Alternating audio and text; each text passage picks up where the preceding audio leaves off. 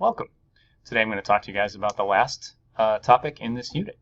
Unit 8 ends up with this thing called thermodynamics, which is always impressive to talk about because the name itself sounds really cool. But really it just means the movement of thermal energy. So you are totally familiar with this as you have watched heat in the typical usage of the word move from one place to another. You really have witnessed thermodynamics. But thermodynamics is one of those cool topics that you could study and get into quite deeply if you really wanted to in physics. And that's it's got some pretty interesting laws that can be looked at from a lot of different ways. The most interesting of which is actually a statistical method rather than a large-scale method. But the statistical method is a lot more complex, and it involves a lot of math that we would have to try to teach you first before we would go through and do the work on it. And so really we sort of introduce some of the concepts for thermodynamics. We don't go into it that much.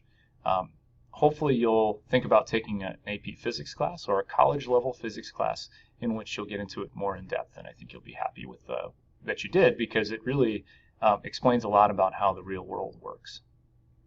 And so here I'm going to go ahead and show you the definition here. Thermal energy moves through objects in a system due to a small set of natural laws.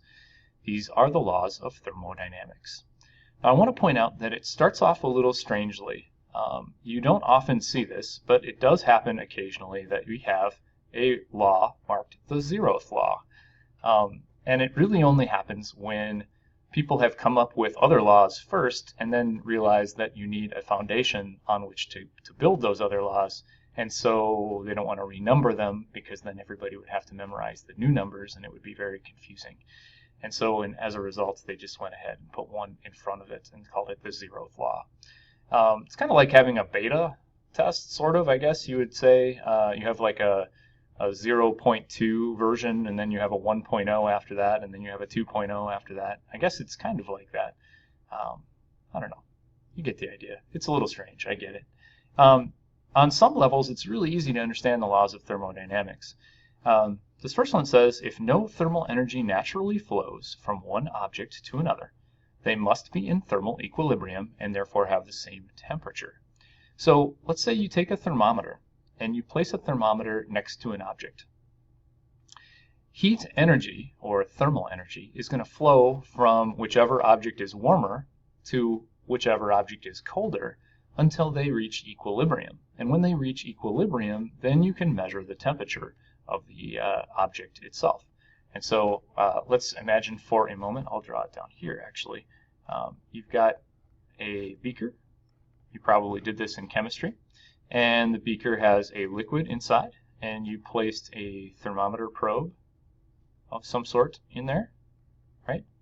And that is a terrible thermometer. Please don't judge me on my ability to draw that thermometer. It's okay. What ends up happening is, if the thermometer starts off being warmer, then thermal energy goes from the thermometer into the surroundings until they reach equilibrium. But the thermometer tends to be very, very small compared to the surroundings. And so the thermometer itself really doesn't add a lot of energy to the system.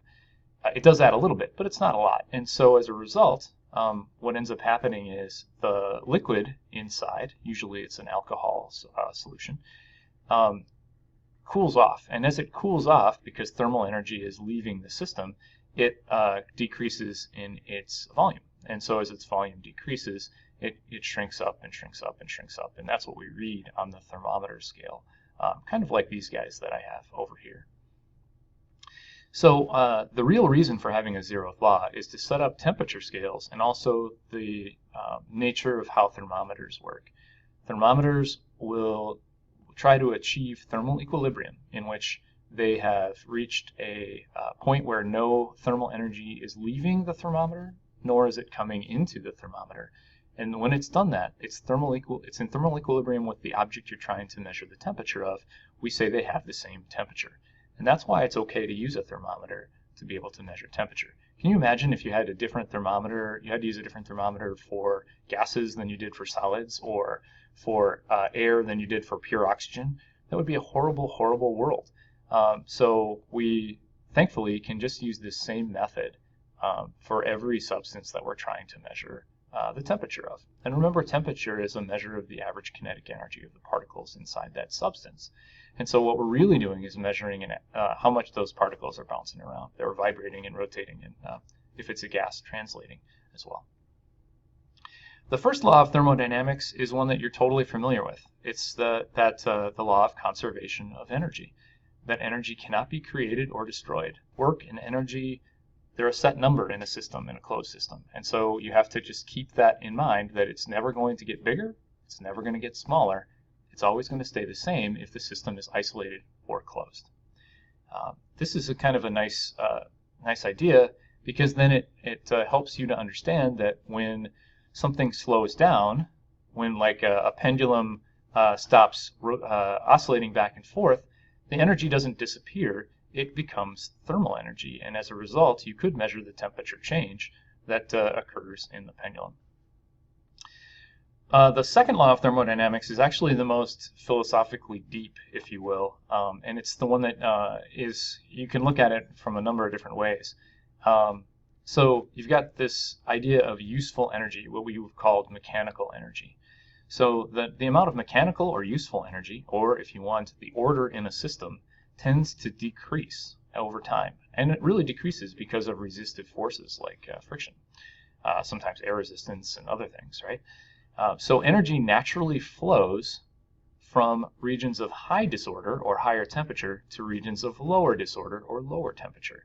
So you don't need to have something connected to the thing that you're trying to heat up in the oven and the heating coils in the oven, because energy will naturally flow from the hotter coils to the colder food that you're trying to heat up.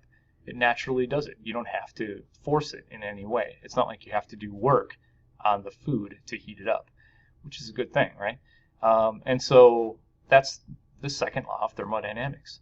But it's actually a little bit more complicated than that. If all ordered systems tend to become more disordered, the example I always use is my bedroom and when I was growing up, right? I would clean it, and then a week later it would be a total mess again, right? Naturally, systems tend towards disorder.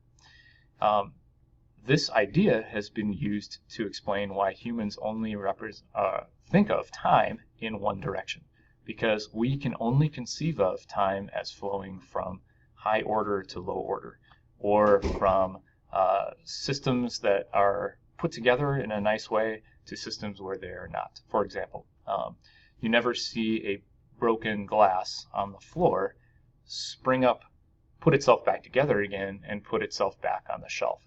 It always goes from one glass that's whole on the shelf, falls down, breaks into millions of pieces on the floor. It never goes the other direction. And so we experience time as the fact that we always see disorder increase. We never see it naturally. We never see it increase. If a system does increase in order, some other system must decrease at least as much, if not more. And so this is the idea of black holes, right? Black holes can be seen as a way of increasing the order of the universe. If we throw disordered gases into a black hole, it gets really tightly packed in the center, which is highly ordered. But there is a problem with that, and that's why Stephen Hawking is as famous as he is, because that's what he studied, how the rest of the universe must increase its disorder when objects fall into a black hole. And he came up with something called Hawking radiation to help to deal with that problem. Last, the third law of thermodynamics is that it's impossible to remove all of the disorder from a system. And so if you remember back from the video before, if you had a system that, let's say, had highly disordered, the particles inside would move quite fast. And so they're moving all over the place and so on. The more you cool off that system, the less the particles move. And so some of them might be moving very slowly, like so. like that, until finally at a temperature, some very cold temperature, you should theoretically get to a point where the particles have just stopped vibrating and rotating and, oscillating and translating. So they don't really do that. That's what the third law tries to deal with, and that is, as nice as it would be to get to that point, which we call absolute zero, it is absolutely not possible. And so the reason for that is because the closer you get to absolute zero, the more energy it takes to keep energy out. And so it's really quite tricky. The way that they do it now is that they have small numbers of particles, and they hit them from all sides with laser beams. And if you hit them all at the same time with the exact same energy with laser beams, you will stop the vibration and rotation quite close to zero, but not exactly zero. And so we've gotten very close. We can't hit 0 Kelvin, but we've hit something like 0.0000001 Kelvin, something like that. So like a billionth. Is this about a billionth? Yeah, it's close to a billionth of a Kelvin of absolute zero. If you've forgotten what the temperature scales are, I put those up here just as a reminder that in the United States we use Fahrenheit, but we're really the only country that does that. Most other countries use the metric version, which is Celsius, which puts the freezing temperature of pure water at 0 degrees and the boiling temperature of pure water at 100 degrees, and then just makes 100 marks in between. In physics, we usually use the Kelvin system, the absolute temperature scale, which is puts the least possible temperature that you can have all the way down here at absolute zero as 0 Kelvin. And then, since there's about 273 degrees between 0 Kelvin and, I should say degrees Celsius, between 0 Kelvin and the point at which pure water freezes, we have about 273 kelvins between 0 and the point at which water freezes. And then water boils at 373 degrees. 100 degrees Celsius or 373 kelvins.